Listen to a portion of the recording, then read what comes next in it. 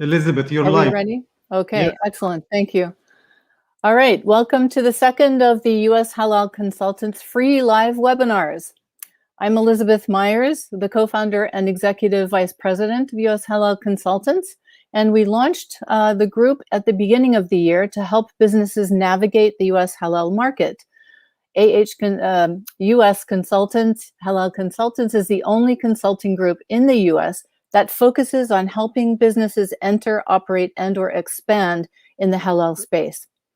As a matter of pure economics, it's profitable for companies to innovate to meet consumer demand, and halal is healthy, and there is a fast-growing demand. So after 3 years of presenting the annual Halal Expo and Summit USA, we are filling a gap in what companies need to do to meet that consumer demand. So U.S. Halal Consultants has an impressive roster of experts and founding member consultants that are here to help you as a business get into the space if you're not in it already, or expand in the space. Our guest experts today are member consultants of USHC, and their services are available through us. And before I introduce them, let me just say that USHC is a membership organization, and membership is open to both consultants and businesses. So we're glad that you're here with us today on our Facebook Live, and we want to hear from you. So please say hello in the comments, tell us where you are in the world, and ask any questions pertaining to today's subject. So today's webinar, we're going to address doing business in the international halal market, and that is a multi-billion-dollar global market. It involves getting certain certifications and accreditations in the space in order to operate and to export into foreign countries. And not only that, but to have the credibility and assurance for consumers that your products are actually halal. So we're fortunate to have with us today 2 of our member consultants with deep expertise in the area of accreditation and certification. First, we have with us Dr. Peter Unger. He's the Vice President and Principal Consultant of IQEIS and the President Emeritus of A2LA. He's been involved with accreditation since around 1978. He knows an awful lot about it. He's served in various positions, including as an associate manager of the Laboratory of Accreditation at the National Institute of Standards and Technology, or NIST, and also as chair of the International Laboratory, American pronunciation, Accreditation Cooperation, ILAC.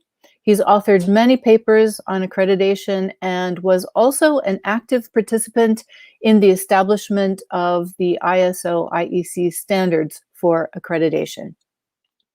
With us also, we have Habib Ghanem, who is the president and CEO of the U.S. Halal Chamber of Commerce and the director of ISWA Halal Certification Department. He has over 21 years in the field of certification and accreditation. The U.S. Halal Chamber of Commerce and ISWA, the ISWA Halal certification body, are internationally recognized halal certification bodies, which are accredited also HCBs. Habib has an educational background in accounting from the University of DC and also project management from Phoenix University. So welcome to both of you, gentlemen. It's great to have you. And I would like to start with Peter, who has a short presentation, and he's going to tell us what companies need to know about doing business internationally in the halal space, and talk about some of the regulatory structure and the bodies that exist and the kinds of certifications or accreditations you need to get in order to operate in the space. So let me bring in Dr. Peter Unger.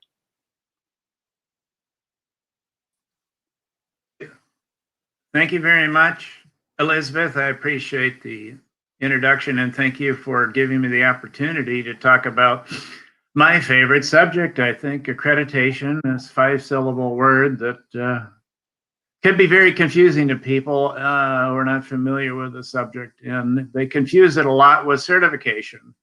I think, Marwan, you are going to share my screen, my slides, I believe. Is that correct?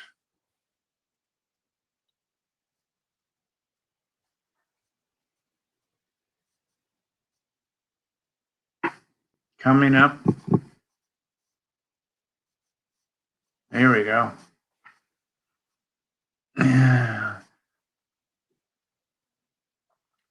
Yes, there it is. There it was. Yeah, I'll just mention, we're using a new platform for this webinar, and so we may have a few little technical glitches to work out this time, but we are all learning in the virtual space. Well, I can continue with a brief discussion about history. As you mentioned that I was involved in accreditation since 1978. A lot has evolved over time, and I ended up retiring a few years ago, but do consulting with Halal certification bodies as well as other types of conformity assessment bodies and accreditation bodies. We have, and also working with organizations that need to get their product certified, which is really the bottom line for getting global acceptance. Okay, we do have the slide, Joe. Okay, I think we can go to the next slide. Okay, just to make sure everybody is understanding of the difference between certification and accreditation. Certification is by a third party, and it's an attestation related to object of conformity assessment. What is the object of conformity assessment? A product, like a halal product, a food product, cosmetic product, a process, or a management system. These three types of objects can be certified. It does not include accreditation. Next. Accreditation is done as an independent recognition that conformity assessment bodies themselves are competent and operate impartially with regard to making sure that laboratories are carrying out tests properly, that inspection bodies are doing and competent to do inspections for which they're accredited, and certificates or certifications for product certification bodies that indeed they've demonstrated competence to ensure that their clients are providing appropriately certified halal product on the marketplace. Next. Thank you. So the whole point, and I think Elizabeth alluded to it, we're in the business of providing confidence and assurance in the halal marketplace. It is virtually impossible for the end item in consumer to really understand or determine whether a product is actually halal or not, whether it was produced in accordance with halal principles. So that is the whole point of having competent certification bodies, recognized accreditation bodies to accredit the certification bodies, to ensure the marketplace is indeed providing reliable halal products. Next slide.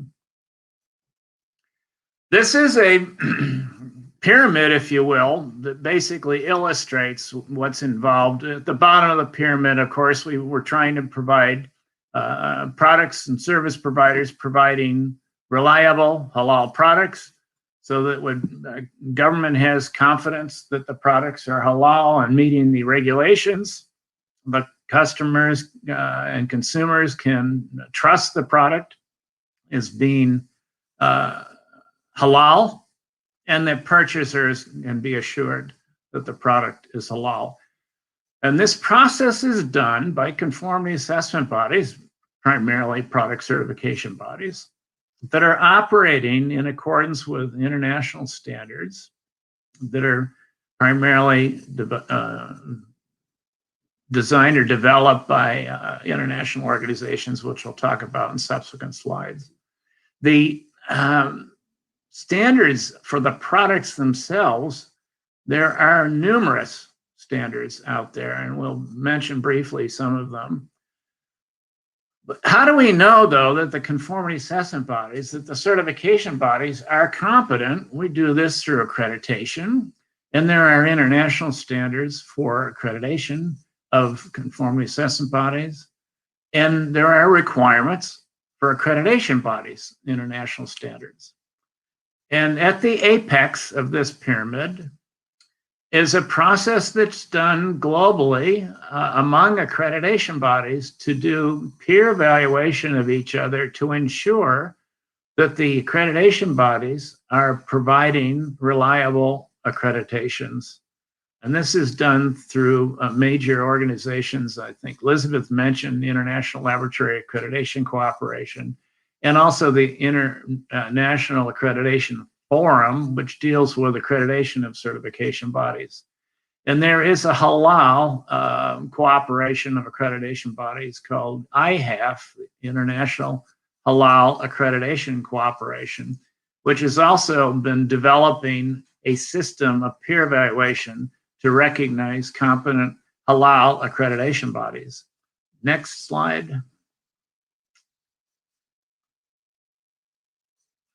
So our experience in the last few years of getting involved with helping out a couple of certification bodies to get accredited, we bring to the table the ISO Conformity Assessment Committee standards, which is a series of, they're dubbed 17,000 series, which are standards for accreditation bodies, standards for certification bodies, and also some guidance documents for certification bodies as well.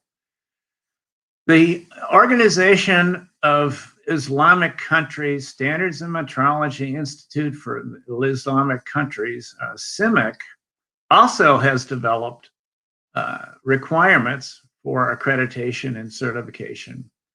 But indeed, there's also the Gulf Standards Organization, which has adopted standards for certification bodies and accreditation bodies. UAE, in the Emirates Standards and Metrology Authority, has developed equivalent standards to the Gulf standards.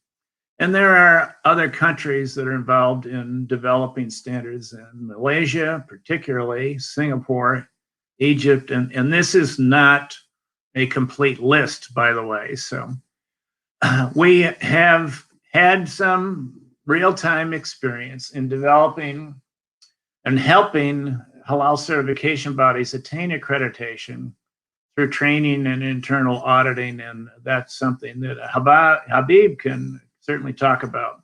Next slide. Okay, the basic standards for certification and accreditation are these three from ISO 17,011, which deals with the requirements for accreditation bodies, 17,065, which deals with the requirements for product certification bodies, and 17,021 requirements for the competence of certification bodies for management systems like ISO 9000 and a number of other types of management systems. So next slide. Okay, this is a relatively comprehensive list, but perhaps not all standards for halal food are on this list. I would like to ask Habib, in particular, there are some standards that are coming out of CIMIC lately, and in fact, I think there's a new CIMIC standard for halal food, which was just issued, I believe, in 2020. I have the 2011 version listed, but that is the list that a lot of the certification bodies have had to implement in order to make sure their clients are meeting these standards. And they have the system of auditing these clients' production processes, warehousing, transportation, supply chain. And I'd like to ask Habib to give me a little bit of idea of how the CIMIC process of developing standards for the Islamic countries is working and how it's disseminated around the world. You'll note that there are other standards coming from GSO, Malaysia, Singapore, etc. Okay, thank you, Peter. Your presentation actually definitely is back and forth with what we were going to discuss. The biggest one, if you can put the screen up again, Marwan. Yeah, the one that we are involved mainly because GSO 993 is one of the standards that is very critical that CIMIC is involved with, where only a Muslim can do the 993, the animal slaughtering requirements. It also gets down to some the stunning issues, which I will get into. But CIMIC is a collection of all the standards in all the Muslim countries and the Islamic world, and then they also incorporate IHAP and ILAP and many of the ISO 2200, ISO 9001, and the most important one is 17065 and 1711. Unfortunately, in order for you to understand what I'm saying, we have to go into each standard, and that is a whole course by itself, and Peter can tell you that. So CIMIC is officially now the one that is going to apply to all. We are trying to get. I'm a member in their technical committee also. I was there in their meeting 2 years ago, but last year I didn't go because of Corona. They have. Excuse me, Habib, let me just jump in. There's a muezzin in the background. I don't know if it's an alarm. It keeps going over and over. Could we stop that? Maybe it's a bit distracting. Hold on. Okay, let me do that then. I have to so get up much. and go. It's on the other room. I have to go up there. Okay, let me go get it. So perhaps Peter, you can maybe skip over and we can come back to Habib.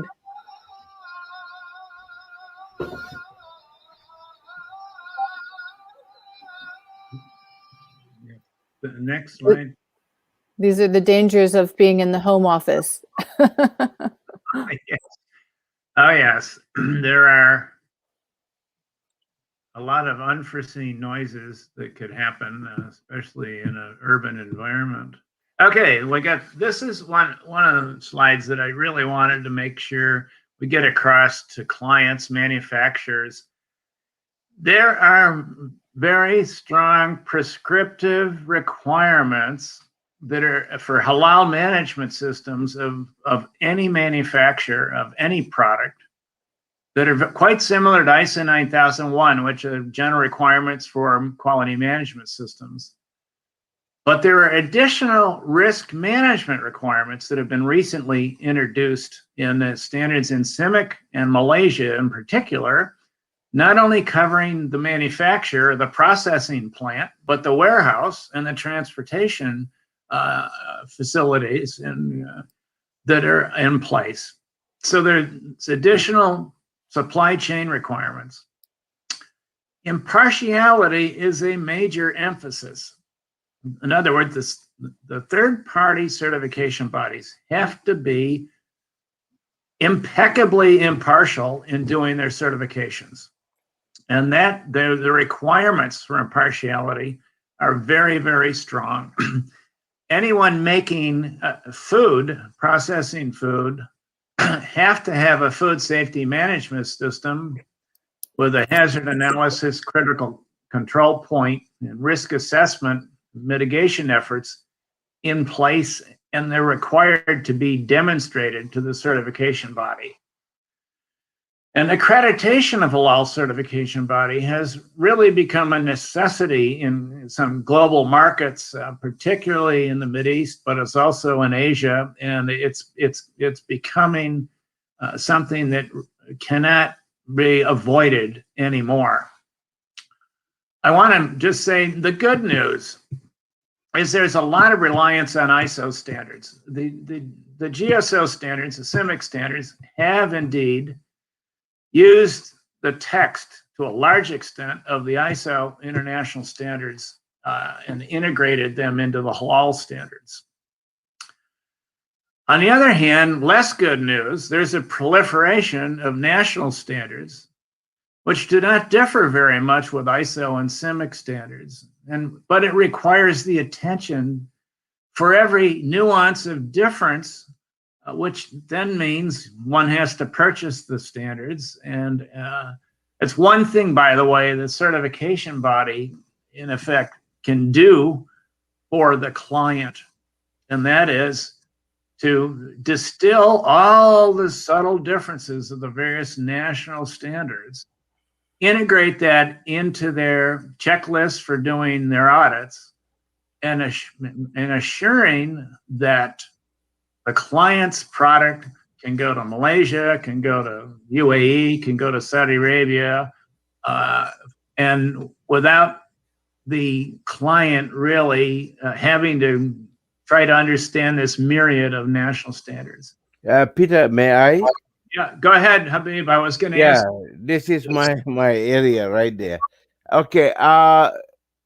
Unfortunately, what you call less good news is really bad news, because we are subjected, when I mean we, the whole halal industry, especially the halal certification bodies, have to meet every country's uh, official recognition. And this is where I hate to use the word, but it's a fact. Corruption comes in.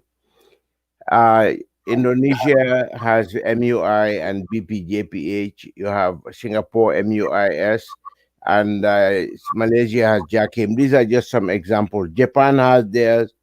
Korea has theirs. So what has happened is that even if you are internationally recognized, like with IAC or JAC or even CIMIC, you still have to go to these sub regions, and they have to come and check you out, which is an additional cost for accreditation. And then they have to put you on a registration list of approved halal certification bodies. And this is where the whole industry is in a mess, in my opinion. And this is what I've been fighting with CIMIC to stop. Uh, So it's a big problem that we have. And what Peter was saying earlier, if we can get all those standards, which we do have from Malaysia, Indonesia, all those places, and put it in our checklist. When I mean by checklist, it's when our auditors are doing their work, and our auditors are trained by people like IQS and Jack. They have training courses, and then they will have to issue a certificate. You just cannot say that you have the training. You have to attend the course, whether it's 2 days or 3 days or one day, and then you have the evidence. I will get into the other area. If you can show the screen, share the screen again, Marwan. Okay, the part that I wanted to add, I believe, is the next screen, not that one. The next screen. Or the last one. Oh, that's the last one. Okay, go back up. Go back. Okay, this one exactly. I mentioned before the Adhan came on about 993. This is the most critical part that brings problems with even big certification bodies, where they have to have specific training, and we have had issues with stunning or hand slaughter or mechanical slaughter. Some countries accept it, some don't. It's very complicated, and the amount of voltage used. This is where we have to go by all the generally accepted halal standards. So the GSO and all of that. GSO especially uh, following the ISO 9001. I don't see it on this list, but Malaysia have new standards. They have the 1500, and they have eased up a little bit on some of this, but it's still complicated. I hope, I hope that everybody will follow the OIC, which means Organization of Islamic Countries, the CIMIC standards, which represents all the guidelines for halal for Islamic countries, would be adopted, so we can anybody who is an accredited halal certifier can issue a certificate that will be accepted anywhere in the world. So I have a lot more to say on my experiences here, and that not many people know. And I will start to be general here if Elizabeth allows me, because I'm a very practical person. The problem we have in our community is that somebody called Ahmed Marwan, he has a big beard, he's a Muslim. He said, "Oh, I'm a Muslim, it's halal." So that is not acceptable, and that has been a big problem in our community, and some people will go to a butcher and buy from a butcher. They don't, he delivers it, they don't know whether it's done properly or not, and there is no paperwork. The only way to find out is if there is a third party, an independent third party verification system, which Peter was talking about. We have committees that are involved in impartiality. So you cannot just say that I am so and so, I am a Muslim, so it's halal. You have to have documentation and a process. And the sad part is that when people go to their stores and they ask for paperwork, they said, "Oh, go and ask Habib, go and ask Marwan," but they don't have papers because what many are doing, they try to get some halal and they get non-halal and they mix it. This is a local problem and worldwide problem to compromise and to reduce costs.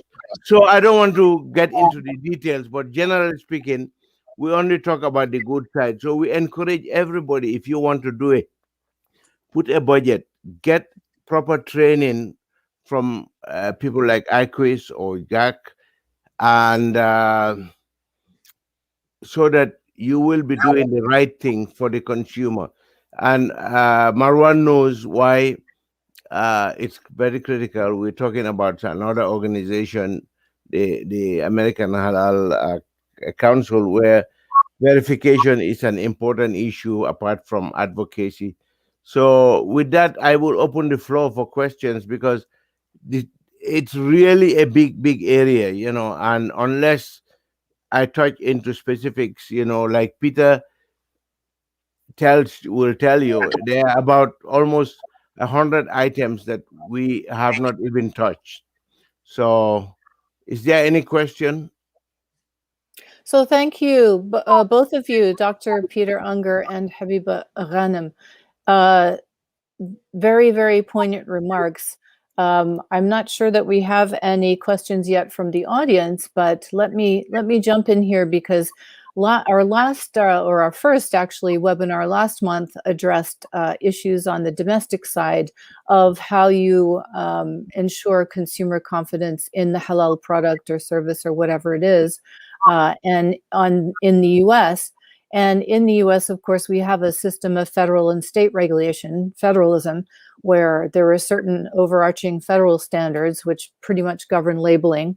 And then certain states, only about 9 of them at the moment, have their own regulation of the halal space, and mostly to do with regulating halal food and the mislabeling of it and fraudulent misrepresentation about what is halal when it isn't.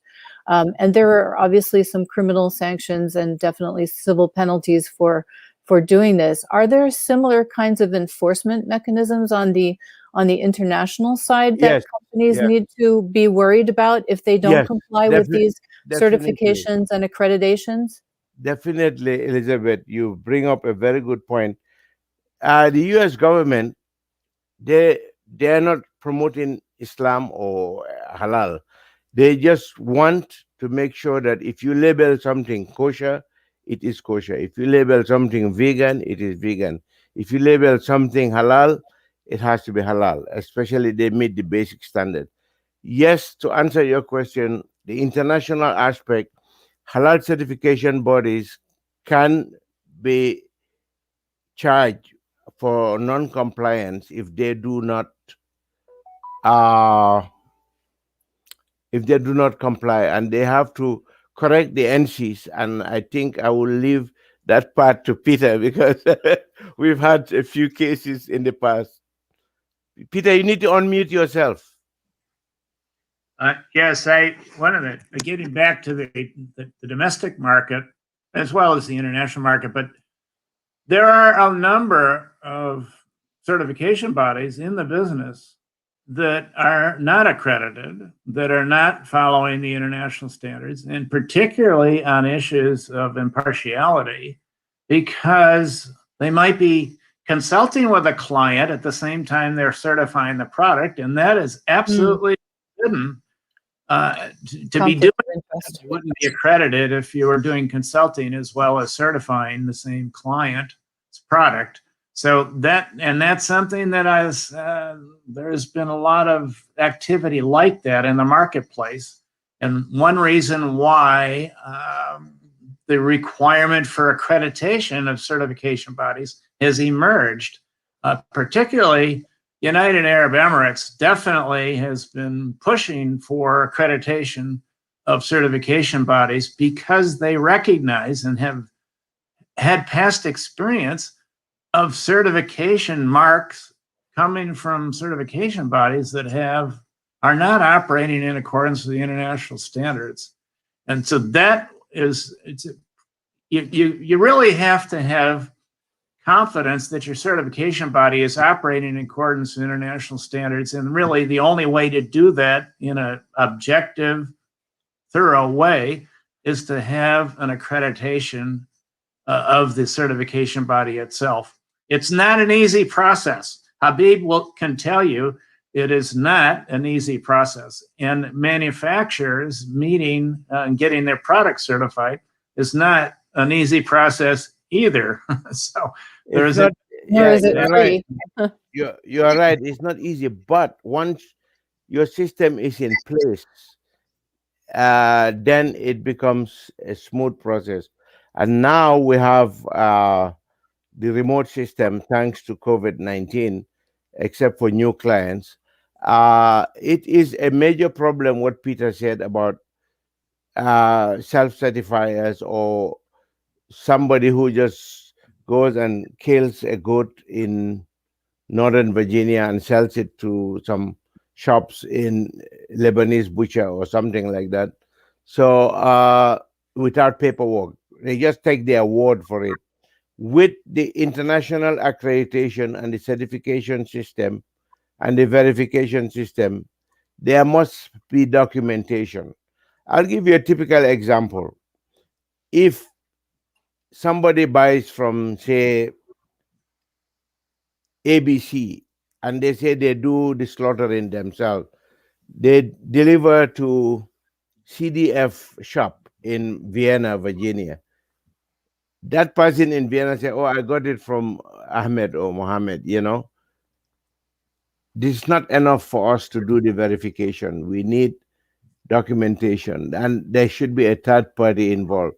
The only way we can really check, if we go to Mr. Mohammed who slaughtered it and show how he's doing it, and if the man can provide us an invoice, and we have to verify how much he bought and how much he's selling, it's almost like an audit. So many people are very, very hesitant to comply. So I could support what Peter said. That is a big problem. That's why what Marwan is doing is a very honorable job to educate the people and let them demand. If they say the product is halal, they have to have a halal certificate. Peter,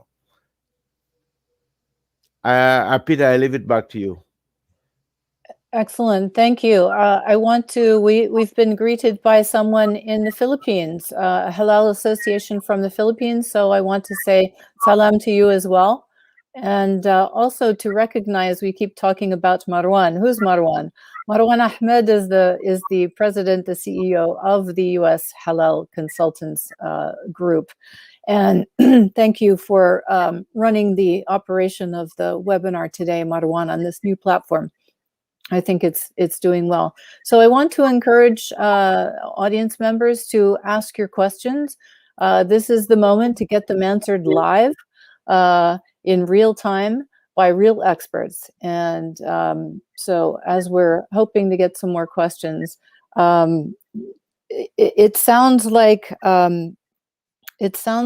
dealing and negotiating with all of the different standards across the world, across all of the countries, is pretty complicated. Is there a base standard? Is there? I'm thinking like in accounting, you have the generally accepted accounting protocols. I guess it is the GAP standards. That is CIMIC. That's the CIMIC one. Yes. Okay. What you just hit it right on the nail, because I'm an accountant also. Generally accepted accounting principle. CIMIC will do exactly that. And the reason why it happened that way, Elizabeth, is because in the old days, I'm talking about when I started in the early 80s, it was basically a local thing. And every country that you ship to, the USDA would say you have to abide by their standards. So each country had their own basic standards. Philippines is one of them, and I think I know Mr. Linzak there from Philippines, and even from with pineapples and all of that. So even though they may be basic, but you can have meat and you fry it in lard, then it becomes haram, for the processed items. Lard meaning pig fat. So there are many, many issues and examples. That's why we do specific things. So to overcome all of this, we should all support CIMIC so that by the end of this year, everybody will abide by the CIMIC standards, which is a generally accepted halal standards or whatever. And so that if somebody is accredited first, then they can issue a certificate based on the CIMIC standards, and it will be accepted in the USA, it will be accepted in UK, it will be accepted in Philippines, Malaysia, Japan, Korea, and even Sri Lanka. So Habib, when you say support, how can people support that? How can businesses or organizations that are operating in the halal space to try and coordinate standards and make operations easier for halal companies to negotiate? How can they support that? It's very simple. And also, is it reasonable that we could see a standard by the end of the year? It's very simple, Elizabeth. They have to insist on having the generally accepted halal standards by CIMIC, and they should insist to their governments or their authorities that, look, we want something that will be applicable for all the countries. Now, there are some that would want to deviate a little bit, which is okay, but you can put it in your label that this is hand slaughtered or this is not stunned. Yes, that can be done. And CIMIC has a table for that. So it's based on the labeling, and yes, everybody. I'm encouraging every business person, every plant, and every body in the government, local and international, to insist that they want to use the CIMIC standards, which is it includes everybody across the board, different madhabs. Madhab means like a school of thought.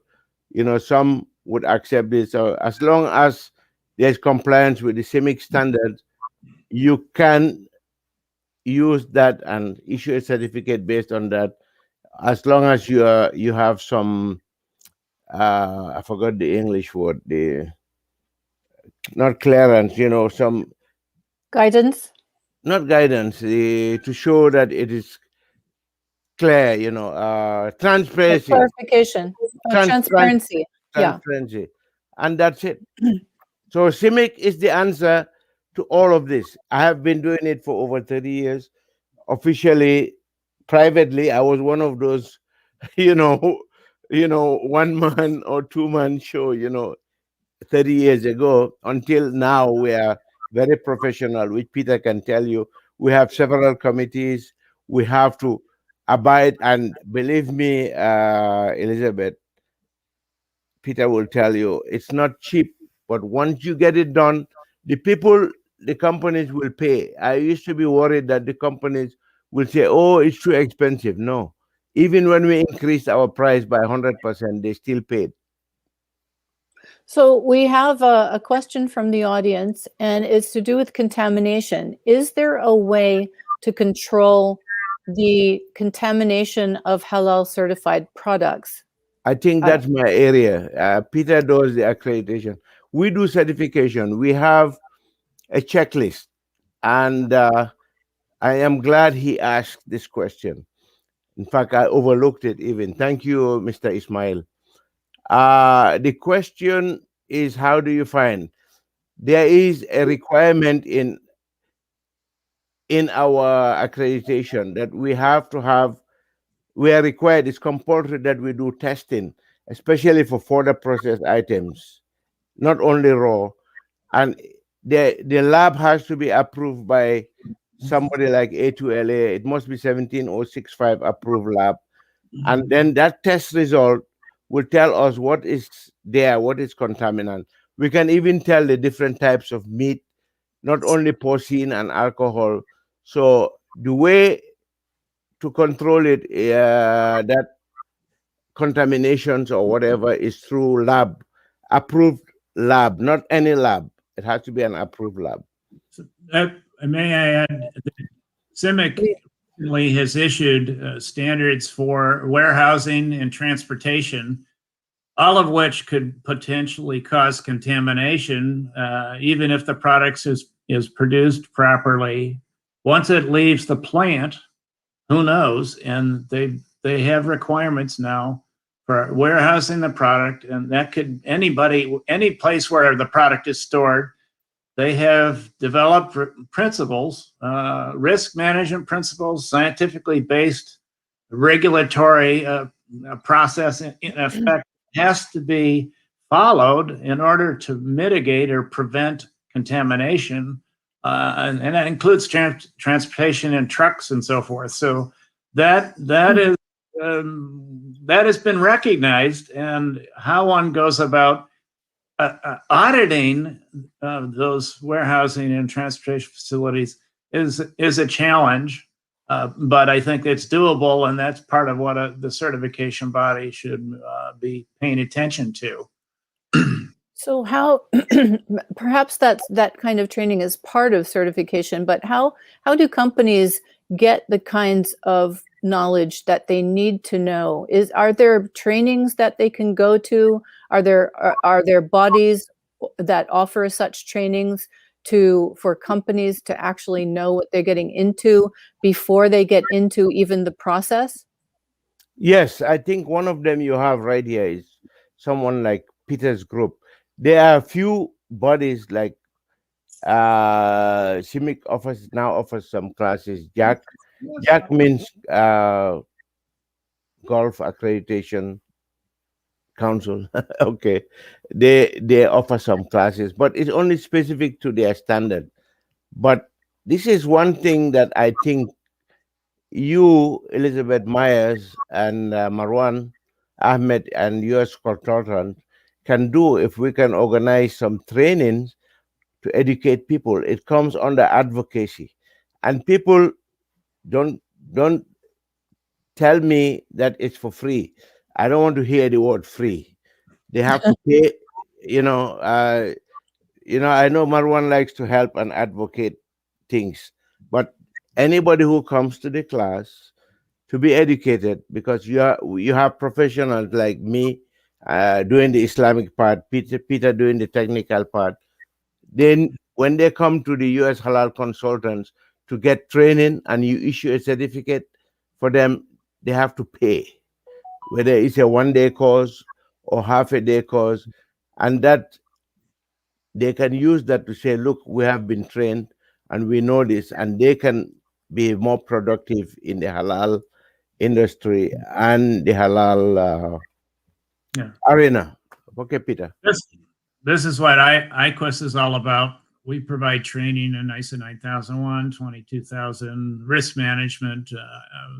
And so that we're available to go to clients that want to understand what they need to do in order to get their product certified, and we're more than happy to do that.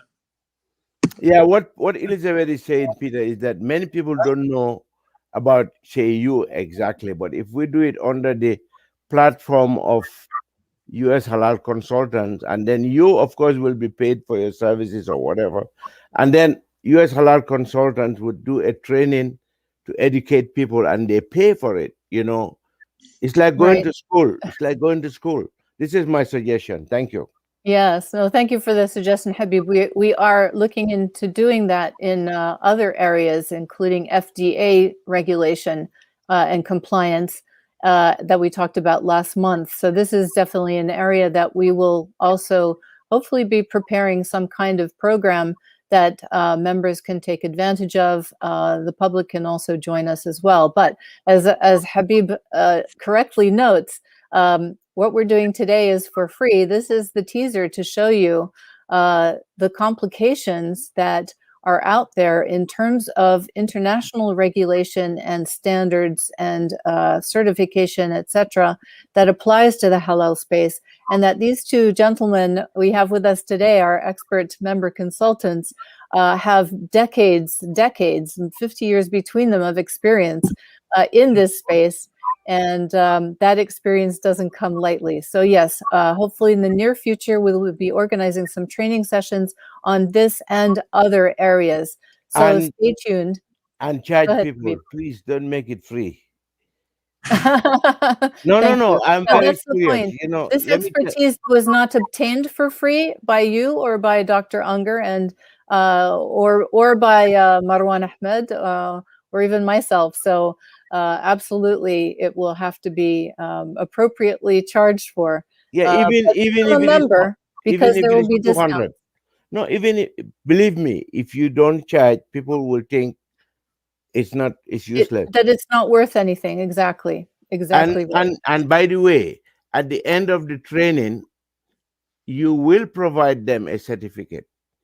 And Peter is very good at giving quizzes to make sure they've been listening to they've been listening to the lecture.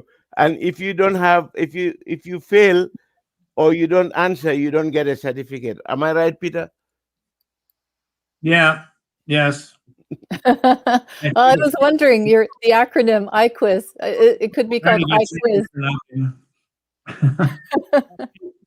We again, we're available to discuss what ways we could help in the marketplace, halal marketplace. With regard to the ISO standards, that's what I've been involved in, and the way they've been adapted by CIMIC and the other halal standards.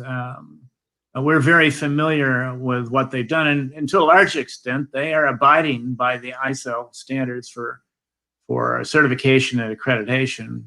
Thankfully, because we don't want to have a proliferation of different standards. Right. Anyhow, Compliance begins to I be very see that difficult. Maria is wants to ask a question. I don't know if I'm right or wrong. Marwan, am I right or wrong? I don't see a question by Maria. Yes, She yeah, was it on was. earlier. Oh, okay. Muzaffar. Yeah. But please, we have about 10 Oh, minutes left she's in on. this She's on. program. And let's anybody who has questions or concerns, issues that have come up, this is the chance you have to ask them before I give both Peter and Habib an opportunity to make their closing remarks if they'd like. So please, again, tell us where you are, tell us your questions. Yeah, So I'm I've not. been. Oh, go ahead. Is that Maria? Oh, No, that was me. I'm not hearing any. I'm not seeing any questions coming up. So go ahead, Habib. what I was saying is that if it is properly advertised to educate people, both you will be amazed. Even the local distributors and the local shops can attend, and they don't have to come in person. Normally, in the old days, you have to come in person. Thank God for technology and this new one called StreamYard. I think they can be in their stores or at home and attend. Like I'm Yeah, doing now. So but I, they have to pay. They have to pay. I sure. don't. I really don't like the free uh, part of it, because we paid over 200,000 to be, or maybe 300,000 now in 5 years, to get accredited. And it's unfair for somebody to just open a shop and say I'm halal and that's it, and they don't issue certificates. It's not right. Right.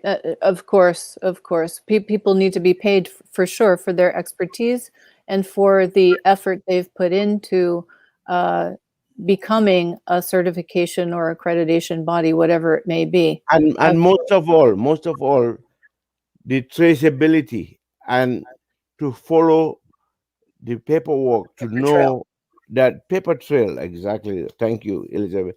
The paper trail is very important.